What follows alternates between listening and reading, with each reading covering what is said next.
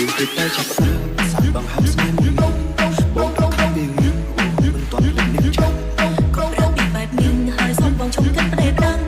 រឿងជឿចិត្តច្រើនណាស់តែគេធ្វើដឹងអូនអាចគូហត់បងអាចគូហត់ខ្លួនដែរកែប្រែអូនសំដែងស្អែកឲ្យបងពីទាំងគ្រប់តែពេលខ្លាំងយូរនឹងឃើញហើយសោកស្ដាយរឿងចឹងអូនស្គគេខ្លាំងណាស់នៅតែបែប Visitarme en el infierno. ទៅតែបែកគ្នាទៅគាត់មិនគាត់មិនសេបារឿងរ៉ាវទាំងប៉ុន្មាននៅដល់ក្នុងអោបងមិនខឹងអូនហើយក៏មិនបងខំតែពេលអូនចង់អូនត្រូវនៅក្បែរបងអូនសុំពេលអូននឹងគេត្រូវឲ្យបងជំនួសរឿងស្នេហ៍ដែរកុំឡងហួសសោកស្ដាយក៏គ្មានអូនមិនគិតថាមាន